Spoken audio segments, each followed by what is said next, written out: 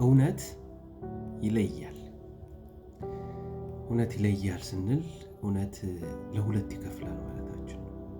በዚህኛው ትምህርት እንደው ስለ እውነት እስቲ አንዳንድ ነገሮችን ላንሳ። የኢትዮጵያን ብዙ አባባሎች አሉንና እውነት ብትዘገይም አትጠፋም። እውነት ለመቆም ምስክር አያስፈልጋትም። ሐሰት ፈጣን ነው፣ እውነት ግን ዘላቂ ናት። እውነት ትቆስላለች እንጂ አትሞትም።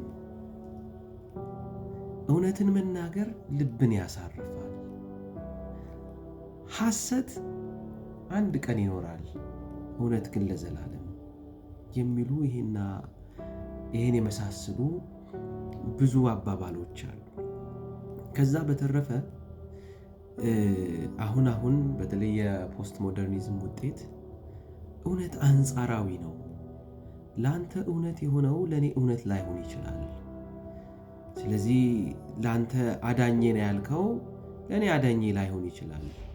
ላንተ ተቀባይነት ያለው ለኔ ተቀባይነት ያለው ላይሆን ይችላል የሚል ትምህርት አለ ከእውነት አንጻር። እኛ ግን እንደ መጽሐፉ አማኞች እውነት አንድ ነው የምንለው፣ እሱም ጌታ ኢየሱስ ክርስቶስ።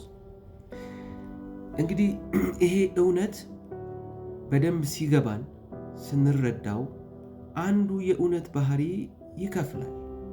ብርሃንን ከጨለማ ጋር አያቀላቅልም። ብርሃኑን ለብቻው ጨለማውን ለብቻው አድርጎ ይለያል። ጽድቅና አመፅ አብረው እንዲሄዱ አያደርግም። ጽድቅ ይሄ ከሆነ የእውነት አቋም ከጽድቅ ጋር፣ አመፅ ካለ ደግሞ ይሄ አመፅ ነው ብሎ እንድንለይ ያደርገናል። ኦኬ፣ ታዲያ እውነት ይለያል ካልን ምንን ከምንድን ነው የሚለየው? አንደኛ ብርሃንን ከጨለማ ይለያል። ዮሐንስ ወንጌል ምዕራፍ 3 ቁጥር 19 ብርሃንም ወደ ዓለም ስለመጣ ሰዎችም ስራቸው ክፉ ነበርና ከብርሃን ይልቅ ጨለማን ስለወደዱ ፍርዱ ይህ ነው እያለ ይናገራል። ምንድነው? ጨለማ ማለት የብርሃን አለመኖር፣ የጨለማው ደግሞ አቅሙ ብርሃን እስከሚመጣ ድረስ ነው።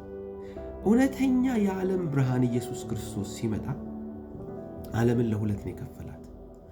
አንዱ ጨለማውን የሚቀበል በጨለማ የሚኖር በጨለማ የሚመላለስ የጨለማው ዓለም ገዢ ሕዝብና አምላክ አድርገው የተቀበሉት ሲሆኑ፣ ሁለተኛው ደግሞ የብርሃኑ ዓለም አምላክ ኢየሱስ ክርስቶስ ብርሃን የሆነው ራሱ እሱን ተቀብለው የዘላለም ብርሃን የበራላቸው ናቸውና እውነተኛው የዓለም ብርሃን ኢየሱስ ሲመጣ ምድር ለሁለት ተከፈለች፣ ጨለማ፣ ብርሃን። ክርስቶስ ወደ ህይወታችን ሲገባም የሚያደርገው እንደዚህ ነው። ጨለማ የሆነውን ነገር ገፎ ያስወጣዋል። ከእግዚአብሔር ያልሆነውን ነገር ጠርጎ ያስወጣዋል። ብርሃን የሆነውን ዘላለማዊ የሆነውን የሰማይ መንግስት የሆነውን አጀንዳ በእኛ ህይወት ውስጥ ያዘልቀዋል። ለዚህ ነው ወንጌል ይወቅሳል፣ ወንጌል ነፃ ያወጣል፣ ወንጌል ይለውጣል የምንለው። ለምን? እውነት ለሁለት ይከፍላል። ሁለተኛው መልካሙን ከክፉ ይከፍላል። ጨለማን ከብርሃን ብቻ አይደለም። ኢሳይያስ 5 ቁጥር 20 ላይ ክፉን መልካም መልካሙን ክፉ ለሚሉ፣ ጨለማውን ብርሃን ብርሃኑን ጨለማ ለሚያደርጉ፣ ጣፋጩን መራራ መራራውን ጣፋጭ ለሚያደርጉ ወዮላቸው ወዮላቸው ይላል። ምን ማለት ነው? በክርስትና ዓለም ውስጥ በእግዚአብሔር ዓለም ውስጥ ተቀላቅሎ የሚሄድ ነገር የለም። ኢትስ ኦኬ ክፉና መልካሙን አንድ ላይ አድርገን እንሄድ። ኢትስ ኦኬ ብርሃኑና ጨለማውን አንድ ላይ አድርገን እንሄድ። ኢትስ ኦኬ ጣፋጭና መራራውን አንድ ላይ አድርገን እንሄድ የሚል አካሄድና መስመር የለው። የእግዚአብሔር እውነት ሲበራና ሲገለጥ ወይ ወደ መልካሙ ወይ ወደ ክፉ ይለያቸዋል። ትልቁ የመለየት ስራ ነው የሚሰራው። ኦኬ፣ እኛ ዛሬ እየተቀደስን ነገ ደግሞ እዛኛው መንደር ሄደን እያቦካ እንድንኖር አይደለም የሚፈልገው። ከወደቅን እንኳን ወድቀሃል ተነስ፣ ከሰረቅን ሌባነ ተመለስ፣ መስመር የሚያበጅ ነው የእግዚአብሔር እውነት እንጂ ቀላቅለን እና ተቀላቅለን እንድንሄድ የሚያደርግ አይደለም።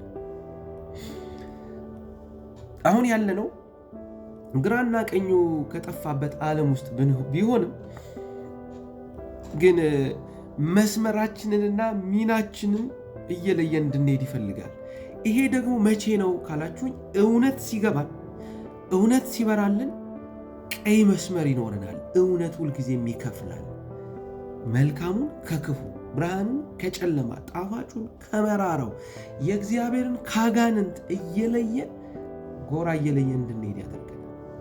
ሶስተኛው ብርሃንና ጨለማ፣ መልካምና ክፉ ብቻ ሳይሆን እውነት ሲመጣ የሚለየው በጎቹን ከፍየሎች ደግሞ ለአንዴና ለመጨረሻ ጊዜ ይለያል።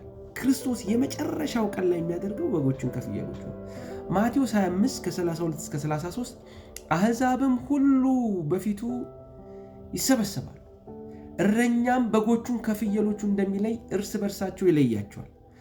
በጎችን በቀኙ ፍየሎቹን በግራችሁ ያቆማል ይላል። ኦኬ።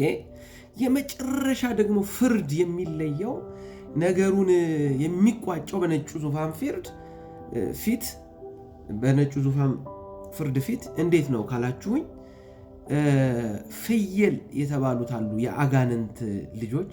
ኤግዛምፕሉን የተወሰደው ፍየል ይገባል አይገባም ሳይሆን ደግሞ በግ የሚባሉ አሉ፣ ከበግ የተወሰደ ካራክተር ያላቸው አሉ።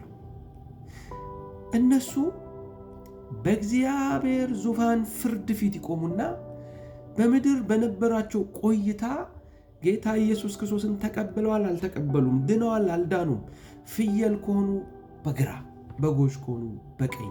ስለዚህ የዚህ ምድር ራሱ ሩጫ ፋይናሊ ሽልማት የሚያገኘው ወደ ሲኦልም ወደ መንግሥተ ሰማያት የሚገባው በመለየት ነው።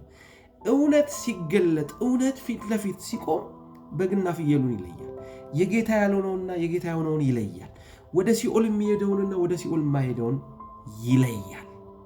ስለዚህ እውነት ከፋይ ነው፣ ለሁለት ይከፍላል ስንል ብርሃንን ከጨለማ ይለያል፣ መልካሙን ከክፉ ይለያል፣ ፍየሉን ከበግ፣ ሲኦል የሚወርደውን መንግሥተ ሰማያት ከሚወርደው ይለያል።